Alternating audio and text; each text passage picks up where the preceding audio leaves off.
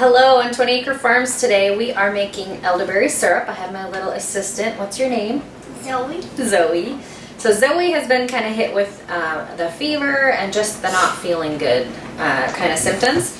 So we try to keep elderberry syrup on hand kind of as a remedy to boost our immune systems. You can look up all the amazing health benefits of raw honey and all the ingredients that we're going to use today. So here we go.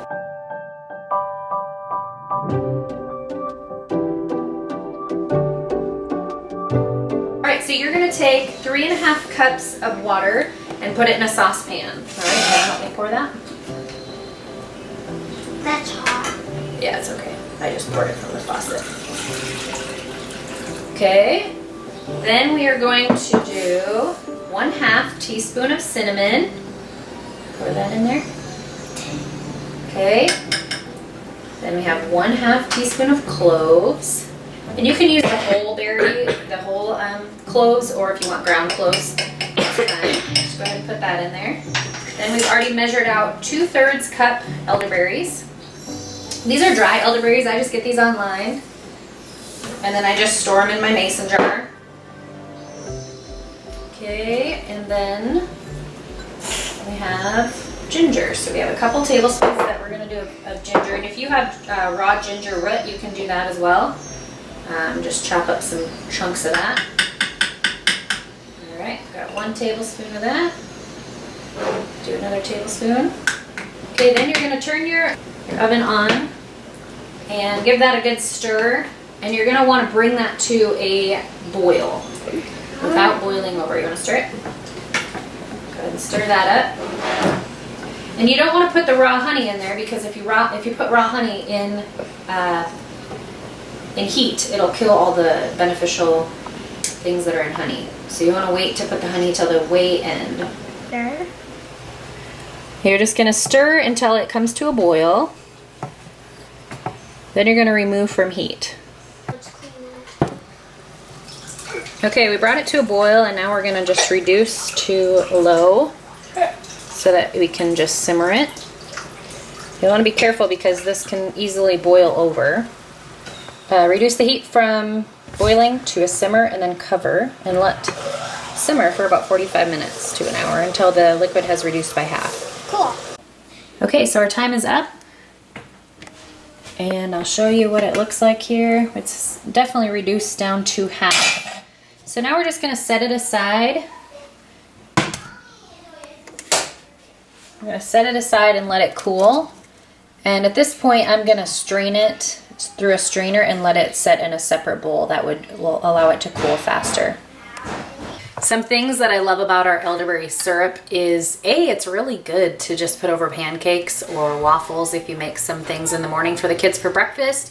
It's super high in vitamin A and C. It's anti-inflammatory, antiviral. It just tastes really good too, especially with that raw honey added in the end. The kids, it's super palatable. They actually want to have it just like candy. So the dosage you're going to want to do, if your kids are sick with the flu or sore throat or headache or any of those things, you can take a couple doses every 2 to 3 hours. So for a kid, I like to do about 1/2 teaspoon to 1 teaspoon a day. And like I said, if they're kind of on the peak season, it's cold and flu season, and you want to up their immune systems, just give it every couple hours when they're feeling really down. And then for an adult, I like to do about 1/2 tablespoon to 1 tablespoon. And the nice thing about making natural remedies like this is you're not going to overdose.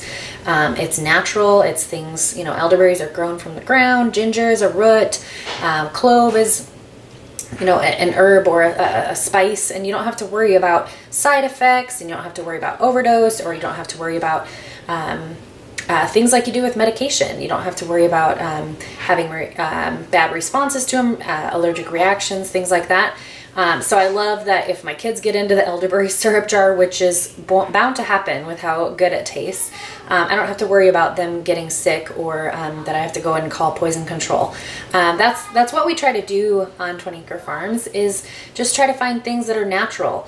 They're not that hard to make. I mean, this is gonna last us for quite a while.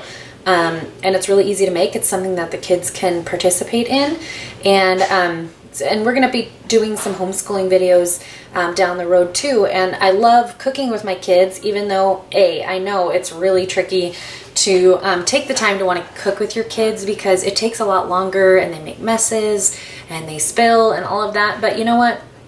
I've really had to come to grips with, if I want to teach my kids how to cook, I need to teach them how to cook. You know, sometimes we think, well, I want to teach our kids how to cook so that when they're 18, they're not slobs and they know how to do their own laundry and they know how to cook and stuff. But if we aren't taking these purposeful times to cook with them and take that extra patience and teach them what measurements are and things like that, they're never going to learn. And it's so when you're cooking with your kids, I think you just have to let go of all the expectations that it's going to look a certain way or it's going to go off without a hitch, because we have 3 kids under 7 and it doesn't go without a hitch. There's somebody who's feeling like their turn's not fast enough, and there's somebody who is spilling it and dumping it all over the floor, and that just is life. So I encourage you to take one recipe a week, even if that's a challenge for you, and just spend that time with your kids, because especially my older son, and actually the girls are going to pick this up too. You know, you're learning fractions, learning that a third cup plus a third cup, what is that? And being able to have this tangible way to apply our math studies to things that they're going to do on a day-to-day basis for the rest of their lives. We, you know, me as a stay-at-home mom, and I cook almost all of our meals from scratch, I'm using fractions all the time in math. And so when the kids can see that what we're studying in the classroom, or quote classroom, we do very carefree type homeschooling. We do a lot of hands-on, like cooking in the kitchen. But when they can see that what they're doing on paper, a third cup plus a third cup, or a third cup times 2, when they can see it in real life applied to things that we're doing on a day-to-day basis, it just clicks for them.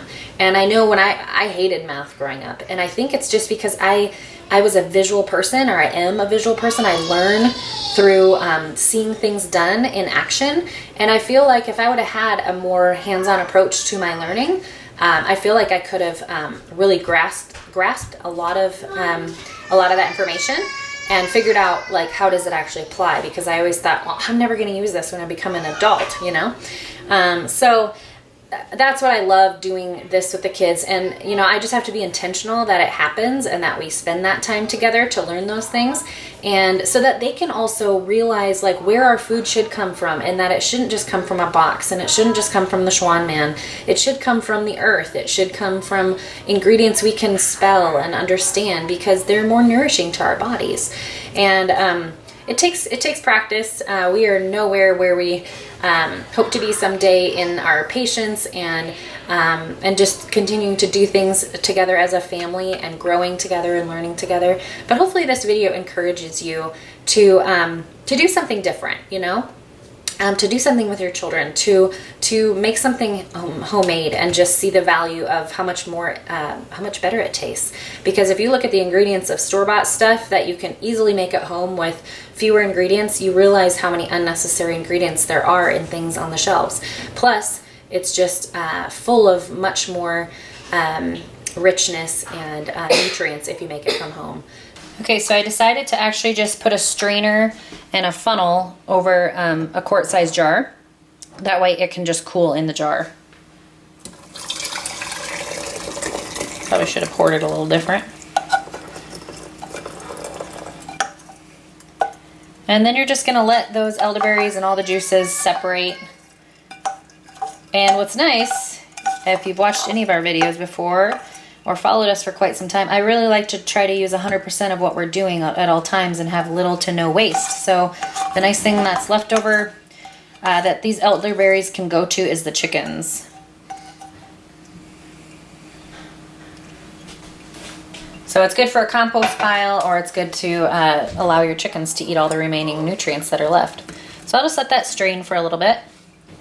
And then what's remaining is the elderberry syrup minus the honey. And so we're going to let this cool. And you never want to put raw honey into hot liquid like that. Otherwise, it'll kill all the good nutrients that are in your raw honey.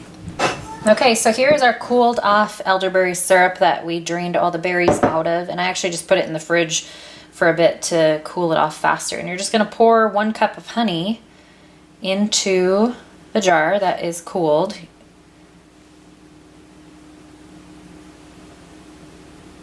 And give it a stir. Get a spatula.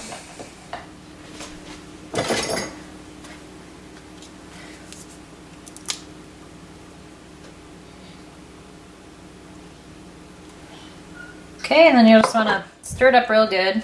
You could put a lid on at this point and give it a shake. Get all that honey mixed in. And then that is it. You are ready to go. You can store it in your fridge and it'll last quite a few months. Although I can kind of guarantee it's not going to last very long if your kids have the first couple tastes of it, since it's so tasty.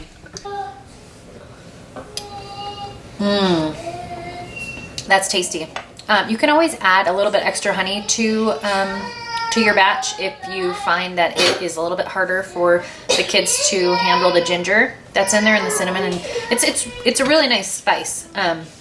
But if they don't like to, if it's just a little bit too hot for them with that ginger spice, you might want to just up the honey a little bit, but it's good for our family. So thanks for joining, and hope you guys have a great one.